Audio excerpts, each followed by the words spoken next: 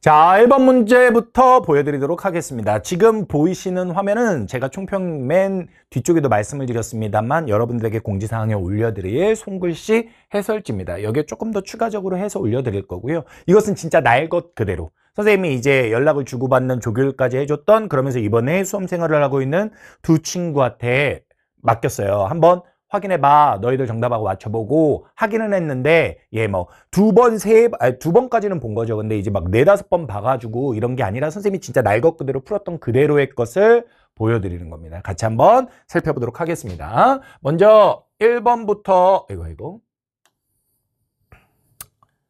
1번부터 같이 보도록 하겠습니다. 얘들아, 1번 혹시 선생님이랑 북두칠성 같이 했던 친구들 기억하니? 선생님이 해역과 관련한 것들, 이런 것들 물어볼 수 있기 때문에 한다. 좀 지엽적인 거 있다. 라고 하면서 아마 제일 먼저 보여줬던 그런 부분들이 여기에 나온 걸로 지금 보이는데, 해제 이런 게 중요한 건 아니고요. 문제에 대한 적응력. 그리고 지역성 문제를 낼 때 나름 아직까지 나오지 않았어도 나올 수 있는 것들에 대해서 해줘야 한다. 이런 해협이나 아니면 국제하천이나 아니면 부속해나 작은 바다들 해줘야 된다. 라는 말씀 명심하셨으면 좋겠고요. 여기에 보게 되면 수에즈우나 파나마우나 얘기가 있어요. 근데 이 가에 들어가야 될 건 말라카협인데 여기에 이 말라를 보고 할 수도 있겠지만 이것을 보고 하는 게 좀 더 좋지 않을까라는 생각이 들고요. 그럼 이제 이 부분은 어디냐면 말레이시아, 인도네시아, 싱가포르 있는 그쪽이 되게 되고, 그럼 이제 위경도를 가지고 부분적으로 확대를 했기 때문에 위경도를 가지고 지역에 대한 것들을 골라줘야 되는데, 여기서 경도와 위도, 이것이 결정적인 힌트가 될 것 같습니다. 오케이? 그렇게 되는 거고요. 이 1번은요, 영국 쪽이죠. 예, 영국 쪽입니다. 영국하고 프랑스 이쪽 사이의 도버 해협 쪽이고요. 2번은 지브롤터 해협이라고 하는 지중해로 들어가는 그 입구 쪽입니다. 그 다음에 5번은 호르무즈 해협. 이렇게 나름대로 다 중요한 곳들이 나왔고요. 4번은 선생님도 솔직히 이거는 뭐 배경지식적으로 갖고 있었던 지역은 아니에요. 그냥 인도하고 스리랑카 쪽이다 라는 거 알 수 있겠죠. 뭐 포크 해협 이렇게 불리는 지역인데 그 선생님도 기본적으로 알고 풀었던 건 아닙니다. 하지만 정답은 고를 수 있어야 하는 겁니다. 이런 부분을 통해서 다시 한 번만 해협, 부속해, 국제하천 이런 것들을 통해 하는 것들을 봐야 되고요. 약간의 차이가 있다면 작년과 올해 6월까지는 국가와 국가 간의 국경선 얘기가 나왔는데 여기서는 이제 그런 것들보다는 요런 선생님이 북두칠성에 넣어놓은 모르겠어 하지만 해보자 라고 했던 북두칠성 맨 마지막 강의 5번째 강의에서 해드렸던 그 내용들이 나온 겁니다. 아시겠죠? 1번 이렇게 살펴봤고요. 2번 문제로 가서 살펴보도록 하겠습니다. 2번 문제는 카르스트 지형과 관련한 건데 여기에 카르스트 지형의 발달, 순서 이런 것까지 나올 줄 몰랐어요. 근데 이제 전후 맥락상 그 빈칸들, 가나다라 빈칸들을 설명해주는 서술된 내용들 있죠. 그걸 잘 보셔야 돼요. 가와 관련해서는 쉬운 것 같아요. 움푹 파인 모양의 땅 이렇게 돼 있으니까 요거는 어렵지 않게 돌리네 하시면 될 것 같습니다. 나와 관련해서는 여기에 우뚝 솟았다 그것도 있고요. 우뚝 솟았다 이것도 있고 중국의 구일인 아니면 뭐 베트남의 할롱베이 이런 거 있겠죠. 그걸 통해서 탑카르스트 가시면 되겠습니다. 다 같은 경우, 라 같은 경우 보게 되면 뭐 문제 푸는데 크게 어려움은 없는 친구들도 있겠지만 다는 꼭 집어서 카렌에 대한 거고 마다카스카르의 그랑칭기 이런 것들인데 여기에 돌출된 암석이다. 그러니까 얘는 땅속에 있는 게 아니라 드러나 있다라는 게 핵심적인 라와 구분할 수 있는 내용이 되겠고요. 라는 땅속에 지하수가 녹아서 만들었다. 바로 땅속에 있는 동굴과 관련한 이야기가 되겠죠. 그렇게 보셔야 됩니다. 기억은요. 붉은색은 맞는데 라테라이트가 아니라 석현풍화토 혹은 테라 로사라고 해야 되고요. 나는 맞았고요. 다 같은 경우는 여기에 나와 있는 튀르키예, 터키의 빠묵갈레는 석회와 단구 관련한 내용이 되겠습니다. 작년, 올해 모두 다 용식지형이냐 아니면 침전지형이냐 이런 것들을 구분하는 것들이 선제에 등장을 했었고요. 많이 하고 있고요. 이 튀르키예 빠묵갈레는 대표적인 침전지형이 되겠죠. 카르스 지형 안에서. 리얼은요. 정확하게 석회암에 대한 설명이 되겠습니다. 그래서 정답은 어렵지 않게 4번으로 갈 수 있어야 하는 문제 되겠습니다. 최근에 문제가 카르스트 지형과 관련한 이런 지형들을 디테일하게 묻는데 항상 잊지 말아야 되는 건 카르스트 지형이라는 말 자체부터도 그렇지만 어느 지역에 분포하는지 여기서는 이제 9일인 정도 나오죠. 어느 지역에 분포하는지 그런 것들에 대한 거 여기 튀르키예 빠묵갈레도 그렇고 그런 것들에 대한 지식도 꼭 잊지 않으셔야 됩니다. 되셨죠? 다음 문제로 넘어가도록 하겠습니다. 자, 3번 문제 되겠습니다. 여기에 이제 올림픽과 관련한 내용들을 쭉 주면서 도시들을 써놨죠. 그리고 선지에서 파악하라라고 나왔는데 이런 것들에 대해서 진짜로 이거 뭐 모든 것에 대해서 정확하게 다 알 수는 없어요. 딱 어떤 선지가 있을 때 참거짓을 판단할 때 발레가 하나라도 발견이 되면 빨리 다음으로 넘어가 주는 게 좋지. 나 이거 진짜 시험 이러고 뭐 어떻게 막 이러면서 심리적으로 위축되고 이러시면 안 됩니다. 잘했으리라 믿습니다. 자, 그럼 선생님이 문제를 풀어가 보도록 할게요. 1번. 개체 도시는 모두 바다와 접해 있다. 야, 서울 살잖아. 서울 바다 아니잖아. 그것만 봐도 그냥 제끼면 되지.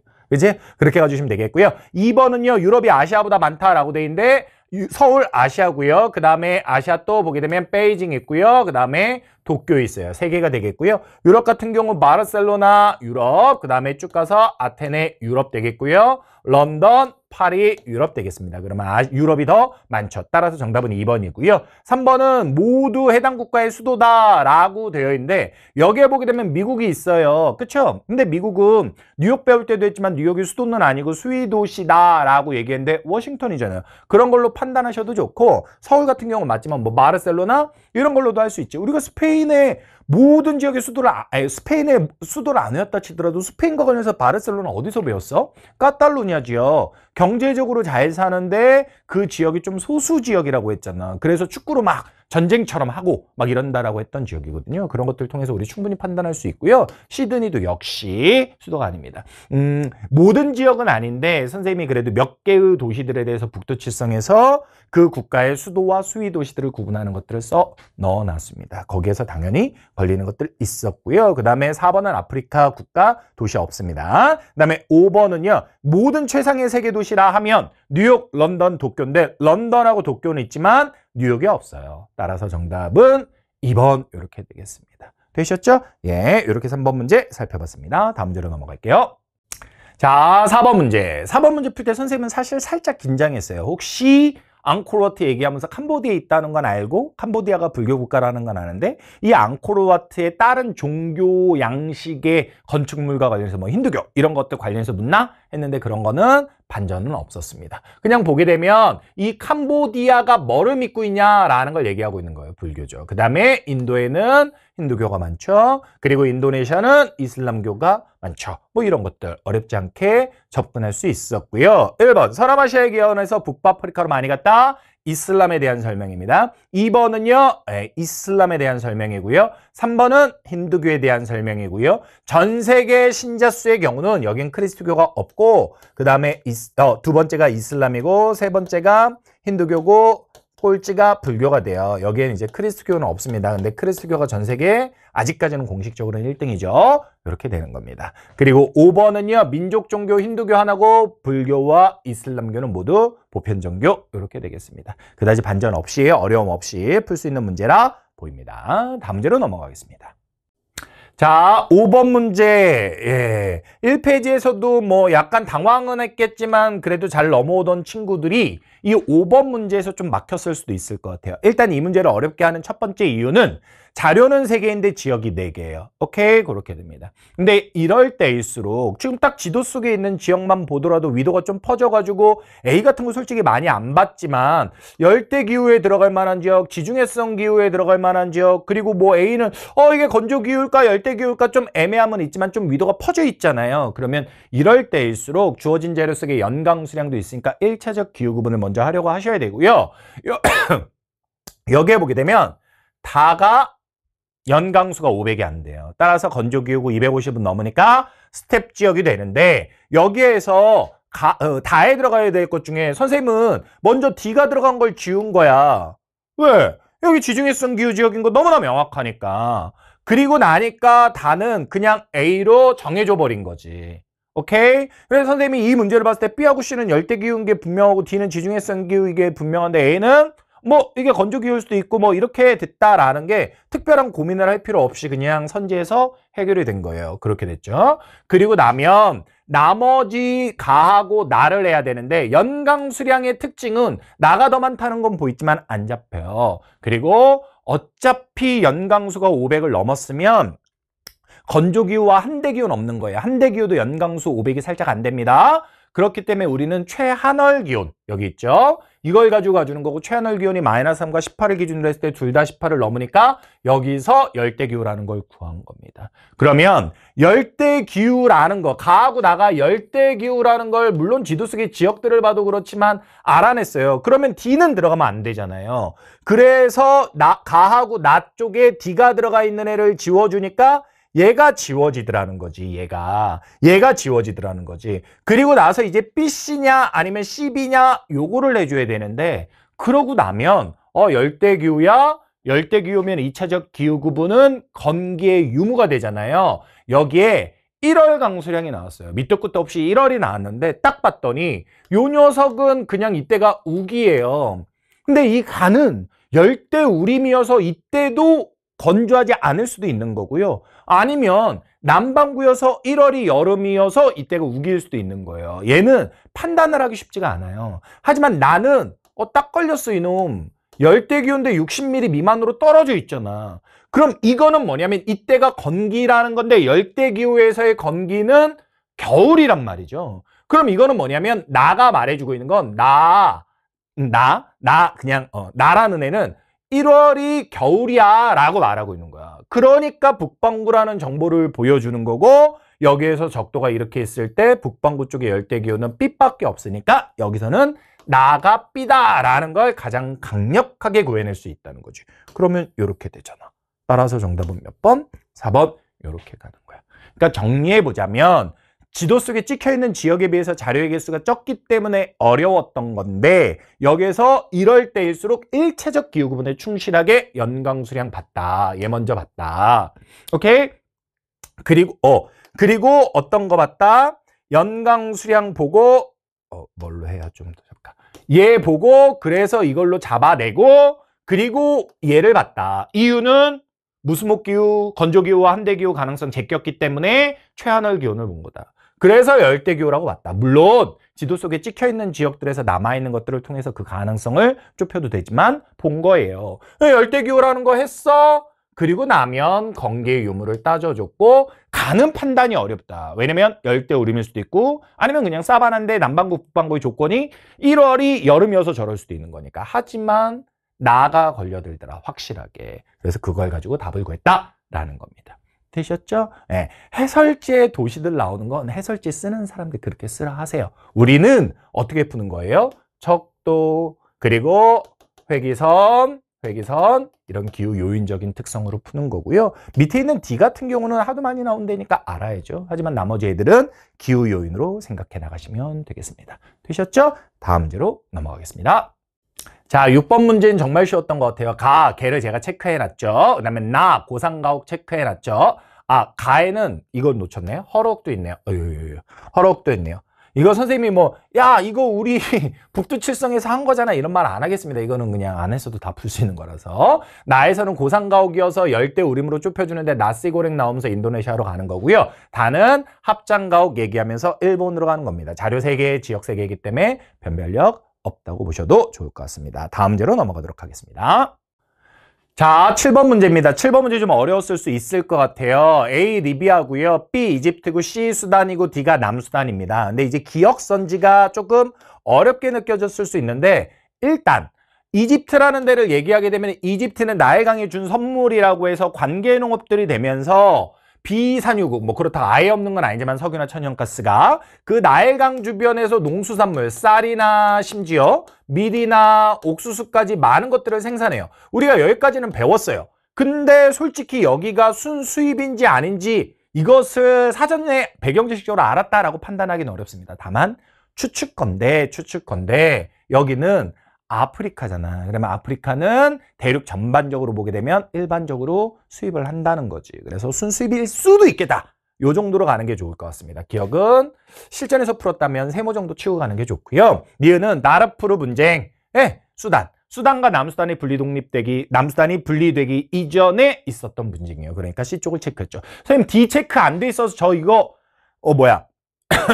틀린 건 줄 알았는데요. 이런 거는 아닌 것 같아요. 왜냐면 이 수단과 남수단이 분리독립되기 전에 하나의 뭉치였을 때 얘기거든요. 그래서 C 체크하면 충분히 커버가 되는 거고요. 그 다음에 디귿은 남수단과 관련한 얘기고 종교 때문에 싸웠고 남수단은 사하라 이남의 아프리카로 크리스트교 신자 수가 더 많습니다. 따라서 앞뒤를 바꿔 써서요. 틀렸고요. 리을은 이 리을 선지를 여러분들이 맞출 수 있느냐 없느냐, 제가 보기에는 이게 가장 중요했던 것 같아요. 리을 선지를 맞출 수 있느냐 없느냐, 이게 제일 중요했던 것 같은데, 첫 번째 교과서적 지식으로 얘기하게 되면 특히 이쪽에서도 보이는데, 이렇게 국경선이 위 경도에 따라서 수직 혹은 수평으로 그어진 건 유럽 애들이 독립시켜주면서 종족의 자연적 분포를 무시하고 위경도에 따라 나눠놨기 때문에 그래요. 오케이? 우리나라 38선으로 갈린 것도 그런 겁니다. 에이, 모르겠어. 저 나라 어디야? 몰라. 에이씨, 뭐 코리아가 어디야? 그냥 야, 반띵! 이런 식으로 그은 거예요. 그런 이유고요. 그리고 요거는 상식이라고 말하긴 그런데 한지까지 했던 사람들은 조금 이해해 볼 수도 있는데요. 나일강을 따라갔대잖아요. 하천이잖아요. 하천은 자연상에서 이렇게 일직선으로 흐르지 않아요.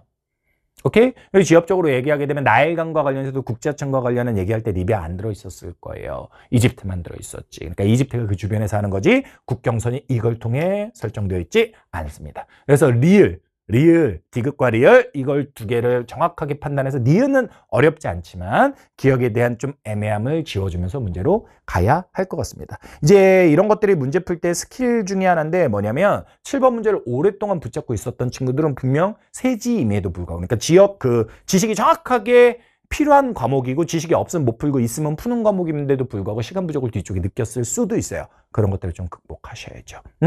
이렇게 소급법으로 풀면서 가주셔야 됩니다. 다만 남은 기간 동안에는 이런 문제들을 많이 풀면서 자기가 조금이라도 찝찝했던 것들은 오답 노트를 만들어 두시는 게 좋고요. 다만 시험장에 가면 과감하게 푸셔야 됩니다. 그렇게 말씀드리겠습니다. 정리하고 다음 문제로 넘어가도록 하겠습니다.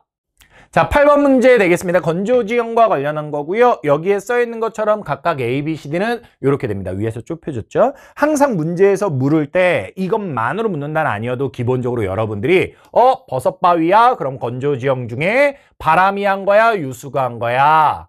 침식지형이야? 퇴적지형이야? 이런 것들 구분하셔야 되는 거예요. 바람이 한 거야? 유수가 한 거야? 침식지형이야? 퇴적지형이야? 이런 것들. 매사는 뭐 유수라고 하긴 하겠지만 그냥 일단 더 강조돼야 될 건 침식지형이라는 거고요. 폴라야는 그냥 그 자체. 염호는 염호인데 비가 올 때만 고였다가 말라버린다. 이런 것들을 봐야 되겠죠. 자, 그래서 1번 같은 경우는요. 유수란 말이 잘못된 거예요. 2번은 바르한이 아니라 바하다가 되는 겁니다. 3번은 암석의 경련차에 따른 차별 침식으로 만들어졌다. 정확히 매사와 뷰트에 대한 설명이고요. 4번은 이거 다른 말로 하게 되면 염호라고요. 염호 짠물이에요. 이거 어떻게 농업용수로 씁니까? 못 쓰죠.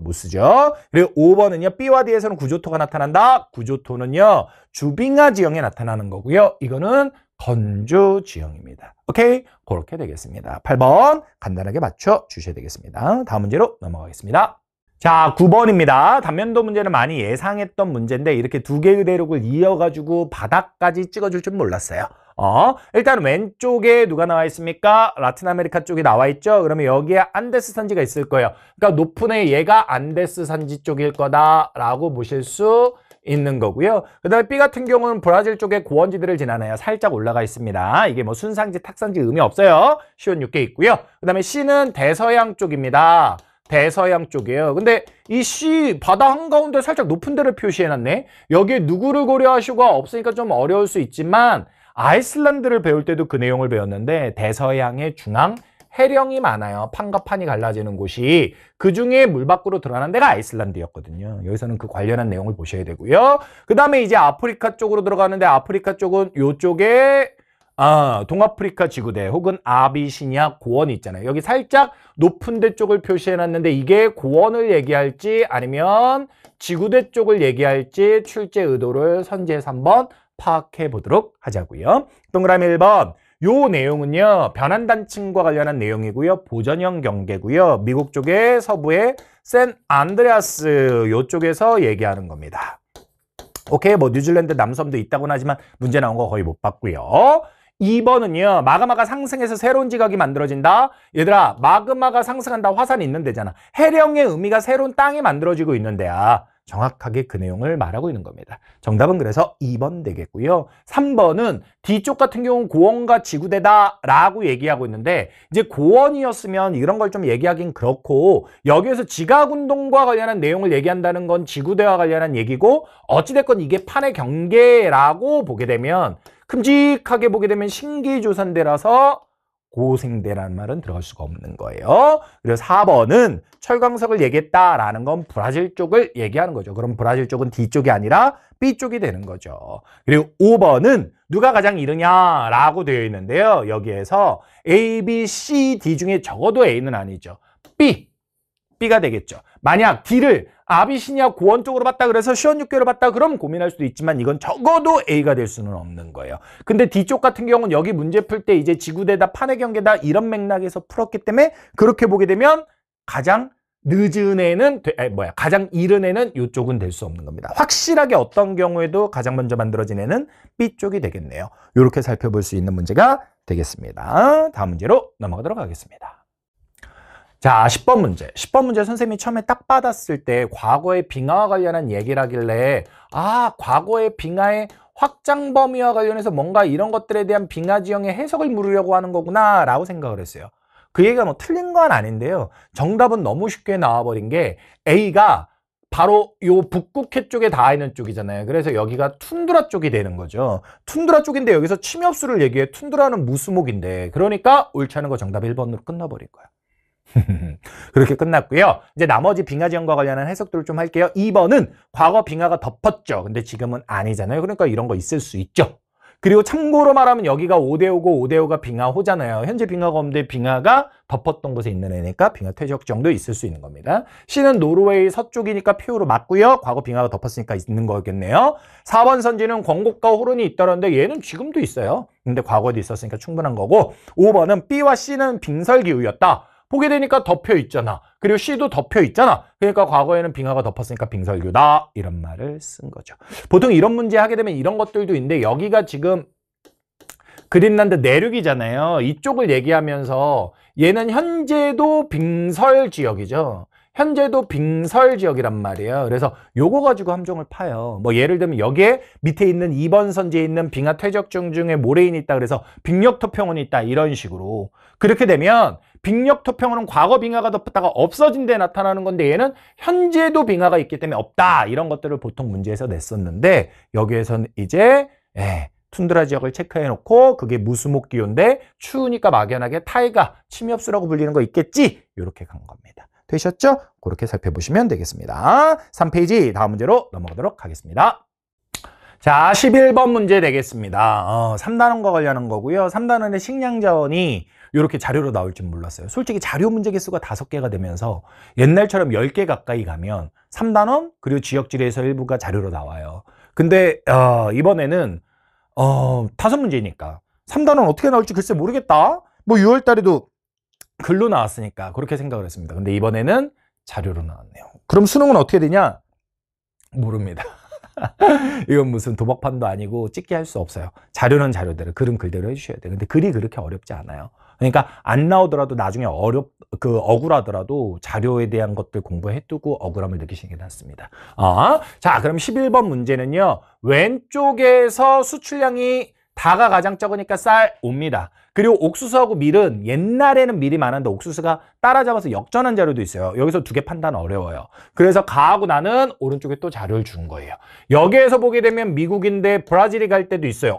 브라질을 아르헨티나가 역전했네. 어찌됐건 곡물 자료는 항상 변동폭이 생기지만 전반적으로 보면 옥수수 그리고 얘가 러시아나 캐나다나 프랑스, 호주 들어가 있기 때문에 밀 판단하는 거 어렵지 않을 것 같습니다. 이렇게 각각 가나다를 봤습니다. 1번 밀이죠. 쌀과 밀의 1등 생산 국가는 중국이에요. 2등이 인도고요. 미국은 옥수수만 1등입니다. 2번 쌀의 수출량은 인도가 중국보다 많다는데 항상 인도가 1등은 아니지만 인도는 타이랑 엎치락 뒤치락 합니다. 근데 중국은 안 돼요. 생산은 1등인데 수출은 많지 않습니다. 정답은 2번 되겠고요. 3번은 옥수수에 대한 설명입니다. 4번은 단위 면적당 생산량의 경우는 옥수수가 1등이고요. 그 다음이 쌀이고요. 그 다음에 밀이 꼴찌가 되겠습니다. 그리고 5번은 재배 면적은 여기에서 쌀이 가장 넓다라고 하는데 아니요. 재배 면적은 밀이 넓죠. 생산량이 그럼에도 불구하고 밀이 쌀하고 붙어요. 그 말은 4번 선지에서 얘기한 것처럼 면적이 분명 쌀이 좁은데 더 생산량은 엇비슷하게 나오거나 뭐 살짝 밀이 많을 때도 있지만 이건 연도 따라 좀 다릅니다. 그래도 면적에 비해서 이렇게 생산량이 많아진 건 쌀이 그만큼 밀과 비교해 봤을 때 단위 면적당 생산량이 많다는 얘기가 되겠죠. 11번 문제 이렇게 간단하게 살펴봤습니다. 다음 문제로 가겠습니다. 자, 12번입니다. 12번은 가와 관련한 내용 보게 되면요. 제일 먼저 보이는 건 테헤란이에요. 그쵸? 그리고 여기에 보게 되면 카스피아와 페르시아만 쪽에 접해 있다라는 겁니다. 이란 되겠습니다. 이란. 선생님이 이제 북두칠성이나 이런 거 할 때도 페르시아만에 붙어 있다. 그래서 이란은 아니지만 그 주변에 있는 국가들이 GCC라고 해서 걸프 경제협력체가 된다. 이란도 붙어 있는데 이란은 이제 종파나 아니면 여러 가지 경제적인 이유 이런 것 때문에 가입은 안 돼 있지만 그렇다라는 말씀 드렸고요. 이거랑 연결해서. 그리고 심지어 이란은 카스피 쪽에도 다 있어서 최근에는 어차피 러시아 우크라이나 분쟁이 좀 심하기 때문에 언급이 덜 되지만 얘기될 수 있는 거다. 카스피아와 관련한 옛날의 분쟁의 내용들이 그 말씀 드렸던 겁니다. 그리고 나는요. 사우드가 보면서 할 것 같아요. 누군가는 룹 알하리 사막 이것도 나온 적이 있어요. 이거 보고 할 수도 있고요. 뭐 네옴시티 나올 법도 한데 안 나오네. 여기 수도 리야드도 들어있습니다. 그 다음에 다는요. 튀르크 보면서 맞추라고 한 거겠지. 누군가는 앙카라 보면서 할 수도 있고요. 아니면 선생님이 아나톨리아 고원이 있다. 이런 것들도 말씀드렸고 이스탄불도 있고 여기에는 없지만 유럽과 아시아 사이에 모두 영토를 갖고 있다. 이런 것들도 선생님이 강조해서 말씀을 드렸던 것들입니다. 터키 튀르키예 되겠습니다. 1번 이란 쪽에 있는 산은요. 자그로스 산 쪽 위쪽에서 알프스 히말라야 조산대 쪽이에요. 싱기스 곡산지입니다. 2번은요. 사우디는 석유죠. 3번은요. 튀르키예 쪽에 이슬람교의 성지 메카가 있는 게 아니라 사우디 쪽에 있는 겁니다. 4번은요. 시아파 신자수 비율이 높은 데는 이란입니다. 이란. 그리고 5번은요. 1차 산업이 차지하는 비율이 높다. 좀 생뚱맞게 느껴질 수도 있는데요. 일단 원래 이런 내용 얘기할 때는 경제 수준과 관련한 내용을 얘기하는 거예요. 경제 수준과 관련한 거. 근데 뭐 이거는 사우디하고 튀르키예를 경제 수준으로 비교해도 이야기할 수 있겠지만 사우디가 진짜 사막이 여기서도 사막 얘기 많이 나오지만 사막이 넓은데 튀르키예는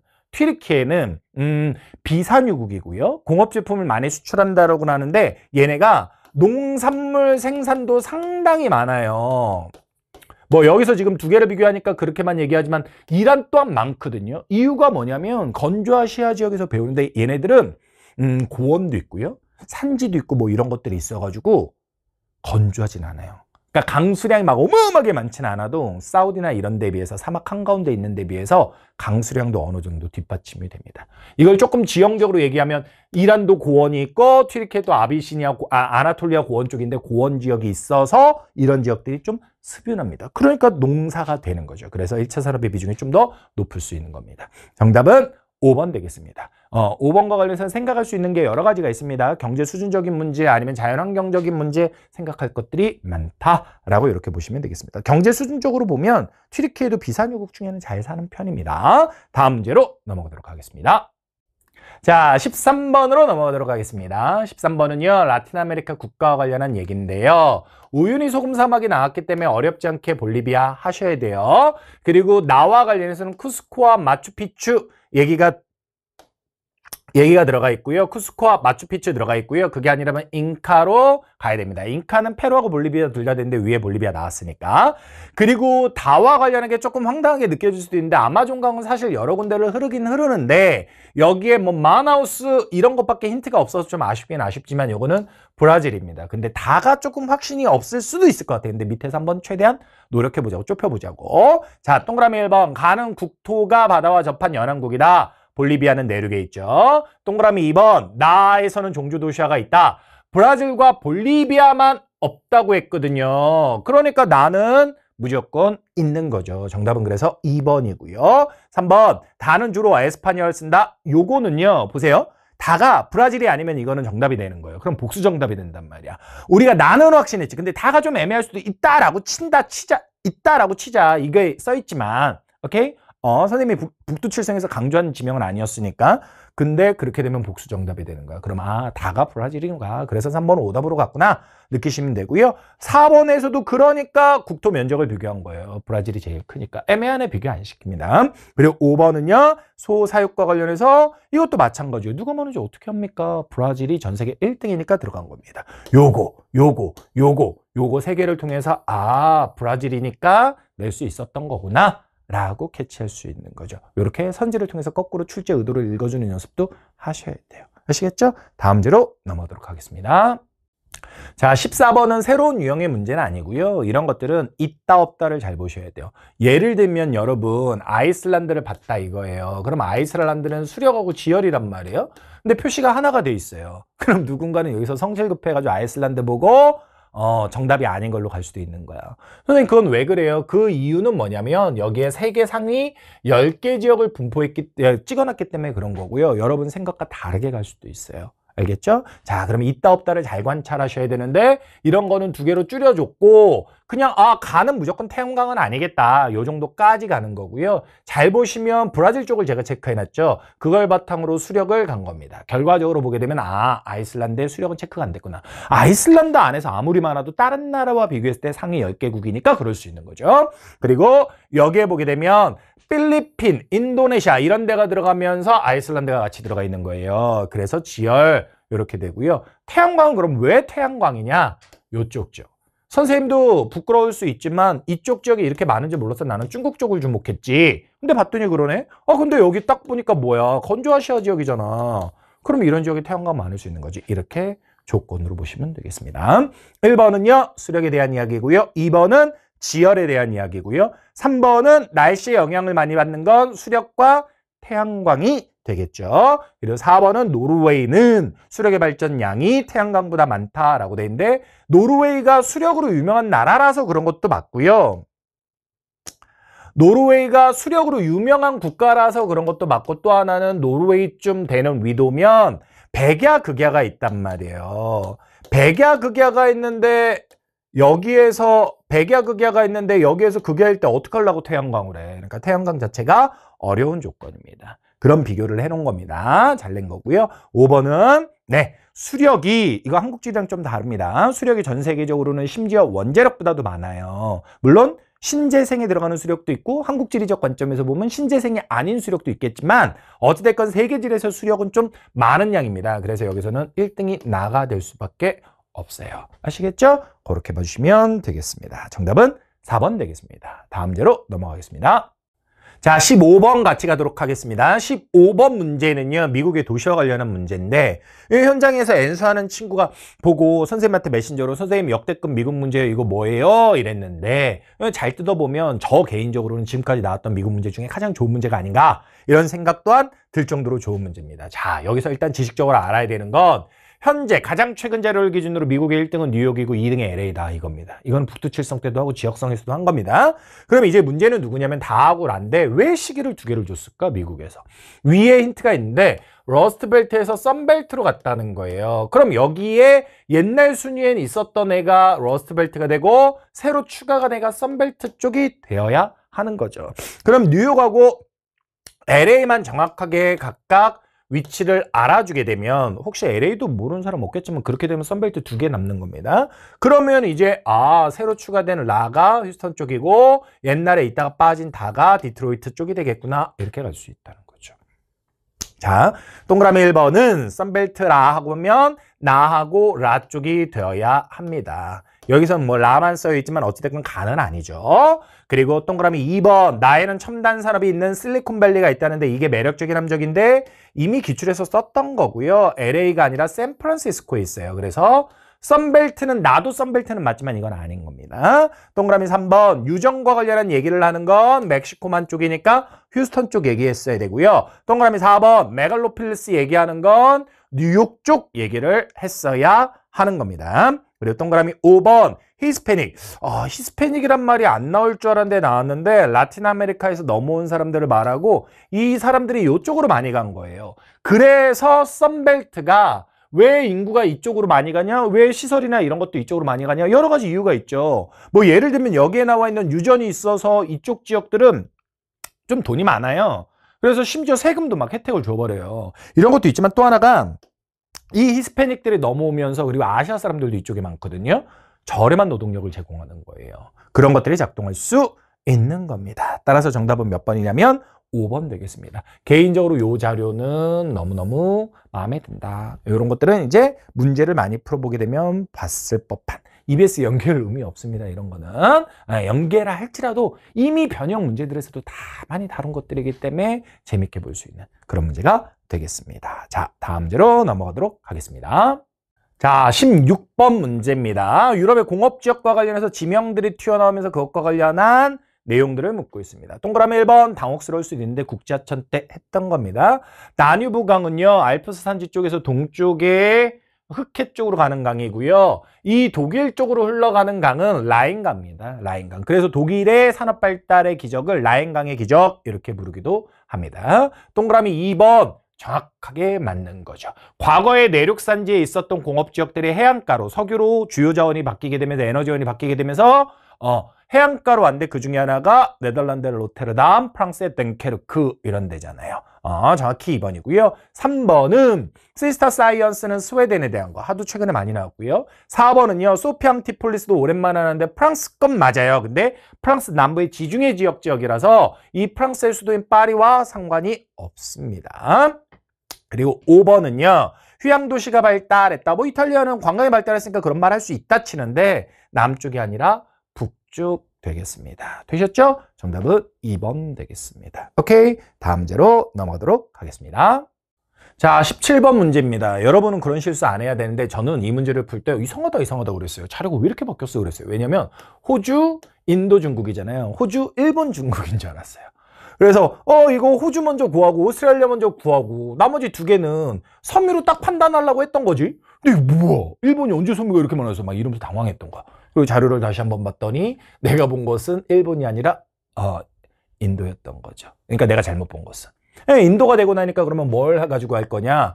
이것도 나름의 판단의 기준으로 삼을 수 있겠더라고요. 중국은 워낙 발달해버렸으니까 전기차 막 이런 거 어마어마하잖아요. 전 세계 1등입니다. 전기차. 근데 조금 더 교과적인 걸로 하면 이게 어떨까 싶었어요. 농림축산. 물론 자료로 보게 되면 에너지 광물 자원도 차이가 있지만 농림축산을 주목한 이유는 쌀하고 밀이었습니다. 쌀하고 밀은 앞서서 11번 문제인가요? 거기도 있었는데 생산이 중국이 전 세계 1등이에요. 쌀하고 밀이. 인도가 2등이에요. 근데 아까 선지에도 있었지만 쌀의 경우 인도는 수출 1위가 되기도 합니다. 근데 중국은 아니란 말이죠. 그런 측면에서 얘가 접혔다고 그러면 인도 이렇게 간 거죠.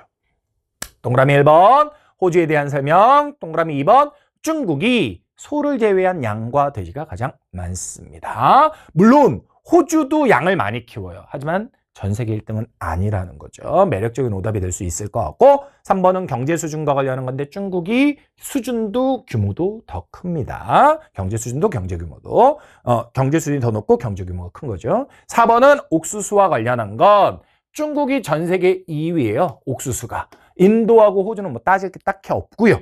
따라서 다가 더 많다라는 건 잘못됐고요. 동그라미 5번은 3차 산업 종사자 비율이 높다. 경제 수준이 가장 높니? 호주가 이런 말을 한 겁니다. 여기서 얘가 함정선지로 작동하는 이유는 뭐냐면 수출 품목을 보니까 최다 이거잖아. 에너지 광물 자원 막 이런 거잖아. 농림 이런 거. 그러니까 1차 크겠네 이렇게 생각하는데 호주의 경우 산업 구조는 정상적이라보다는 그냥 전형적인 선진국이에요. 3차의 비중이 엄청 커요. 근데 수출 품목은 이렇게 되는 겁니다. 3차가 제일 큰데 수출 품목은 왜 이래요? 시험에 안 나오겠지만 우리나라 생각해봐. 우리나라도 3차가 압도적으로 커. 근데 우리나라 이런 거 많이 수출하잖아. 수출 품목과 산업 구조는 다를 수 있는 겁니다. 서비스업의 경우는 그 나라 안에서 메인이어도 수출에 많이 잡히기는 어렵습니다. 그런 것들을 이해하시면 되겠습니다. 다음 문제로 넘어가도록 하겠습니다.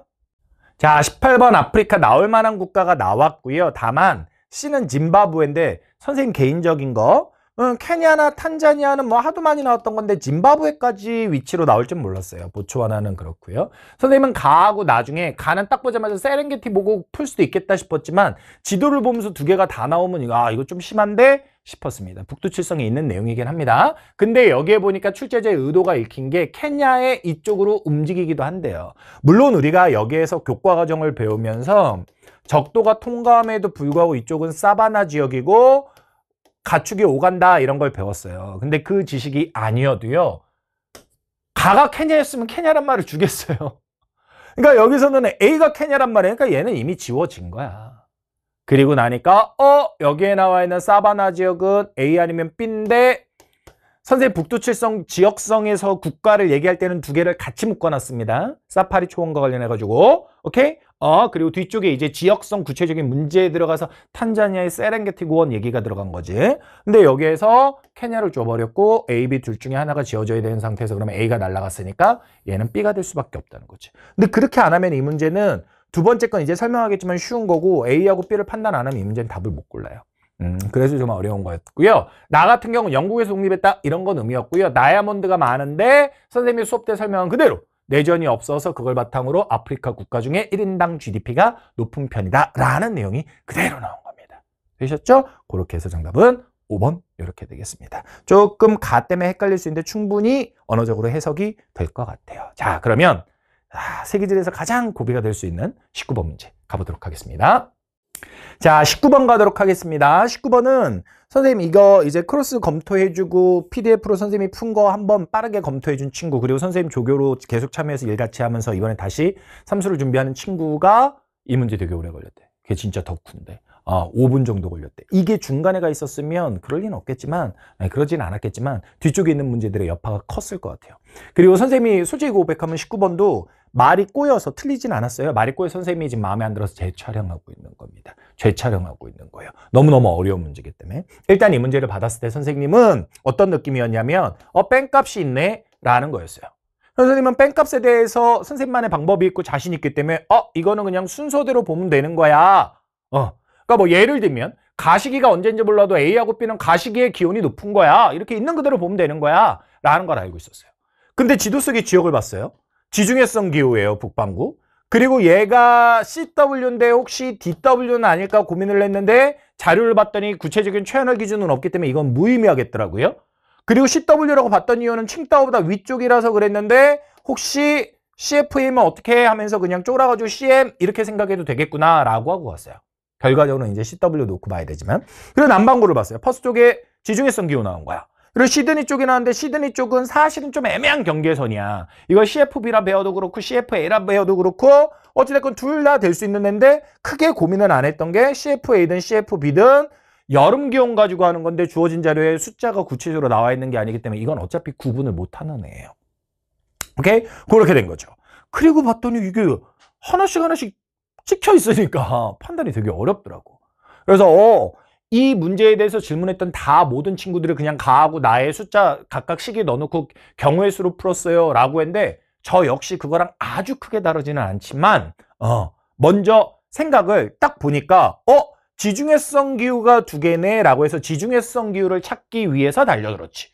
그리고 보게 되면 가시기와 나시기에 대해서 얘기를 하니까 반대의 월에 대해서 얘기를 하는 거잖아. 그치? 그러면서 A, D 아니면 B, C의 조합이 지중해성 기후가 되겠구나. 대각선 크로스로가 있겠구나. 이 생각을 한 거야. 오케이?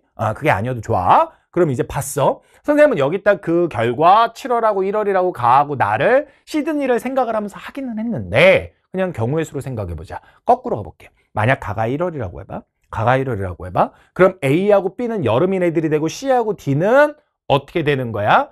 겨울인 애들이 되는 거지. 그치? 가가 1월이라고 하면 가정이야, 가정. 가가 1월이라고 하게 되면 A하고 B는 남반구가 되는 거고 C하고 D가 겨울이니까 북반구가 되는 거야. 그냥 가정이야, 가정. 근데 그게 어찌됐건 맞든 틀리든 간에 나 시기는 그러면 반대의 시기가 되는 거잖아. 가가 1월이라고 했으니까 나는 7월이 되는 거잖아.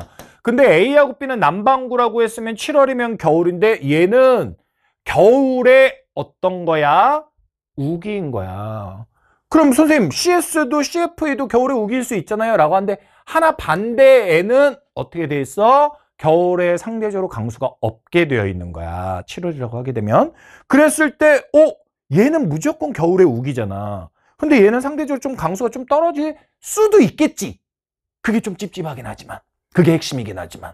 그래서 여기서는 무조건 이 경우는 아직 1월인지 7월인지 몰라도 이 B라는 애가 겨울에 상대적으로 우기기 때문에 지중해성 기후가 될 수밖에 없다는 거야.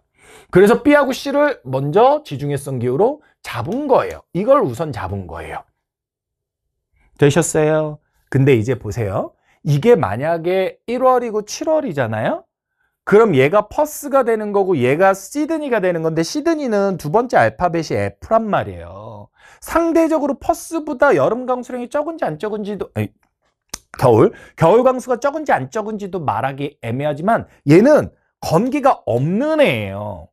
그럼 얘가 만약에 가가 1월이었으면 얘가 시드니가 되면 얘가 퍼스가 되면서 얘가 시드니가 돼야 되는데 시드니의 강수가 이렇게 갈 리가 없다는 거지. 그래서 이거는 이 전제 자체도 잘못됐구나.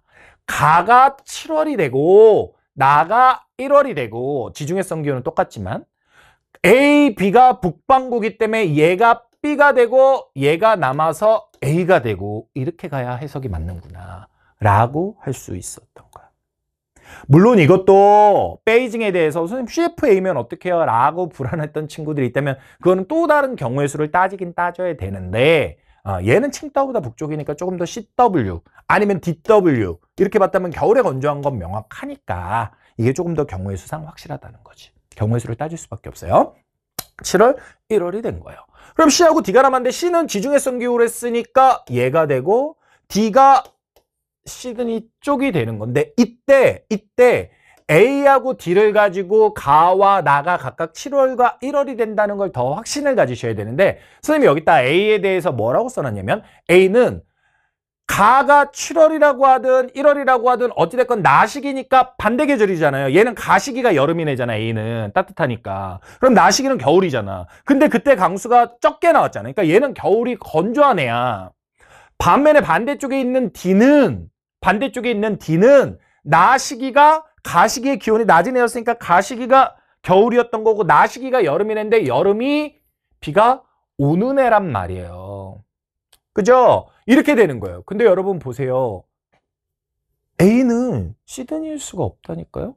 왜냐면 겨울에 건조한데 얘는 F인데 오케이? 근데 A는 베이징일 수가 있는 거야. 왜냐면 겨울에 건조하니까. 알겠어? 그래서 요 두 개를 우선 고정하고 A하고 D가 각각 A는 겨울에 건조하네. D는 여름이 우기네. 그랬을 때 시드니는 겨울에 건기가 될 수 없다. 왜냐면 F니까. 오케이? 그래서 여기서는 A가 베이징이라는 걸 먼저 잡을 수 있고 그러면 베이징의 가시기는 여름이라는 얘기니까 북반구의 여름이니까 7월, 나는 1월 그렇게 해서 매칭을 시켜주고 풀어가야 한다는 거지. 알겠니? 그러니까 선생님이 여기서 일부러 선생님이 7월, 1월이라는 시기에 대한 답을 알았지만 1월, 7월일 때도 마찬가지다. 뭘 찾으면 일단 된다. 지중해성 기후가 두 개니까 그걸 먼저 찾으면 된다. 그래서 그걸 찾기 위해서 간 거예요. 얘를 우선한 거예요. 얘를 우선하고 그 다음에 A와 D를 가지고 시드니와 베이징을 비교하면서 각각 겨울이 건조한 애, 여름이 우기는 애. 여름이 우기는 건 둘 다지만 겨울에 건조한 애는 시드니가 될 수 없다는 거지. 그걸 가지고 찾아간 겁니다. 그걸 가지고. 아시겠죠? 그렇게 된 겁니다. 뺑값 문제가 오랜만에 나왔는데 뭐 풀 수 있으니까 냈고 충분히 많은 분들이 검토했겠죠. 근데 상당히 어려운 것 같아요. 어려운 것 같고 각각 지역을 이렇게 얘기했을 때 C가 지중해성 기후면 이 얘기를 하는 거고 B하고 C가 지중해성 기후였으니까 누군지 연결 못해도 기억은 무조건 맞을 것 같아요. 니은은 지중해성 기후와 대비되는 걸로 A가 얘기했는데 A가 베이징이든 시드니든 어찌됐건 대륙의 동안과 서안의 비교로 놓고 보게 되면 동안이 연교차가 큰 거예요. 그러니까 니은은 맞았죠. 그러니까 이거 지금 제가 뭐 말씀드리는 거냐면 선지 다 했는데 B하고 C가 지중해성 기후라는 것만 하게 되면 찝찝하겠지만 기억하고 니은은 무조건 답이 될 수 있다는 거야. 답이 되어야 한다는 거고. 디귿은 B하고 C가 지중해성 기후라는 것만 알면 여름 강수량이 많다는 거 틀렸다는 거 알 수 있고 리얼은 D하고 A가 각각 시기적으로 놓고 보아야 되는데 누군지 모르더라도 여러분 보시면 누군지 모르더라도 A 같은 경우가 만약에 가가 7월이라는 걸 구했다. 가가 7월이라는 걸 구했다. 그럼 A는 7월이 여름이니까 A가 더 낮의 길이가 길어야 하는 거죠. 물론 가하고 나를 못하면 리을은 못해요. 가하고 나를 못 구하면 리을은 못합니다. 하지만 가하고 나가 안 되더라도 지중해성 기후만 두 개를 구했으면 그느 답 구할 수 있고 B가 지중해성 기후라는 걸 알면 디귿도 될 수 있을 것 같다. 리을만 가나 몰랐으면 안 될 것 같다라는 겁니다. 그래서 이 문제는 지금 설명이 제가 재촬영을 할 정도로 더 심혈을 기울여가지고 설명을 드리는데 어려워요. 풀 수 있는 방법은 여러 가지가 있을 거고 이거 제일 무식하게 푸는 방법은 숫자 준 다음에 숫자 가지고 막 설명하는 걸 거예요. 그런 거는 실전에서 써먹지도 못하는 방법입니다. 건기, 우기의 개념을 가지고 문제를 풀어주는 거고 지중해성 기후가 북반구, 남반구에 찢어져서 두 개이기 때문에 대칭적으로 이렇게 가 있다. B, C를 먼저 잡아줄 수 있으면 선지에서 풀립니다. 가, 나가 헷갈려도. 가, 나를 하는 방법은 아까 시드니와 베이징을 비교한 거예요. 시드니는 A가 될 수 없다는 겁니다. 그래서 A는 베이징이 돼야 되고 그러면 가가 베이징의 여름이 되는 거니까 7월이 된다 이렇게 했는데 가, 나가 어려울 수 있다. A하고 D도 어려울 수 있다. 하지만 B하고 C만 잡으면 답 구할 수 있다. 그 말씀을 드리는 겁니다. 그렇게라도 해야지. 그렇게라도 해야지. 이런 문제들은 똑같은 건 아니어도 슈퍼문에 많다. 높이 발음에도 많고. 그렇게 보시면 되겠습니다. 다음 문제, 마지막 문제 20번으로 넘어가도록 하겠습니다. 자, 마지막 20번 문제 되겠습니다. 자, 가와 관련한 걸 남사하르 습지고요. 습지 협약과 관련한 거고 교토우정선은 지구온난화와 관련한 거니까 상관이 없습니다. 동그라미 2번 스위스 바젤 협약은요. 폐기물의 국가 간 이동을 막는 거예요. 나에 나와 있는 건 그냥 말 그대로 사막화 방지 협약입니다. 3번은요. 다해 채택과 동시에 온실가스 배출권 거래제가 시행되었다라고 되어 있는데 이거는 지구온난화와 관련한 거고요. 오존층과 관련 있는 몬트리올 의정서나 이런 것과 상관이 없습니다. 이런 지구온난화와 관련한 거는 1번에 있는 교토의정서나 거기서는 뭐 거래제 얘기하진 않았지만 프랑스 파리에서 했던 파리웨이 이런 것들을 얘기해 주셔야 돼요. 그 다음에 4번 같은 경우는요. 사막화와 관련한 얘기고 사하라 사막 아래 주변에 있는 사헬 지역에 대한 이야기니까 정답은 4번으로 갈 수 있고요. 5번은 런던 협약인데 런던 협약은 바젤과 마찬가지로 폐기물에 대한 건데 국가 간의 이동을 막는 게 바젤 협약이라면 런던 협약은 바다에다 버리는 걸 막는 거죠. 온실가스와 상관이 없습니다. 외우면 맞을 수 있는 거죠. 정답은 몇 번? 4번 이렇게 되겠습니다. 자, 이렇게 해서 20문제 모두 다 해설 마쳤고요. 19번 정도 선생님이 NG를 내고 다시 재촬영을 한 거 말고는 없었어요. 그 19번이 가장 어렵습니다. 출제자들이 상당히 제가 뭐 평가할 자리는 없고 저는 그냥 대응만 하는 자리인데 출제자들이 19번이 어렵다는 걸 당연히 알았을 것 같고요. 그래서 문제를 뒤쪽에 배치했던 것 같아요. 근데 문제 난이도를 높일 수 없는 상태에서 뭔가 스킬적인 측면으로 출제자들이 여러분들의 정답률을 좀 떨구겠다. 여러분들의 그러니까 등급 컷을 떨구겠다 그러면 이 19번 같은 거 앞쪽 페이지로 좀 가져가면 되게 시간이 걸릴 것 같습니다. 그래서 부탁드리고 싶은 건 예측할 수 없잖아요. 대처해야 되는 거잖아요. 문제를 봤어요. 한 번에 안 풀려요. 일단 넘어가주는 지혜도 필요합니다. 붙잡고 있으면 특히 기후 문제, 자료 문제, 뺑값 문제라서 어려운 거야. 그런 것들은 정말 오래 걸릴 수도 있어요. 그런 것들에 대해서 좀 현명해졌으면 좋겠고 그리고 제가 총평에서도 말씀드렸지만 세계질의 근우드 문제나 위경도 문제 이렇게 해서 변별력을 높이는 문제가 안 보입니다. 영원히 배제될 수도 있는 거지만 그거 다시 되살려서 난도 높일 수도 있으니까 이번 시험 쉽지는 않았지만 혹시 점수가 마음에 들게 잘 나왔어도 방심하지 마시고 끝까지 최선을 다하시면 좋을 것 같아요. 아시겠죠? 여러분 다른 커리 통해서 만날 수 있으면 매우 좋을 것 같습니다. 감사합니다.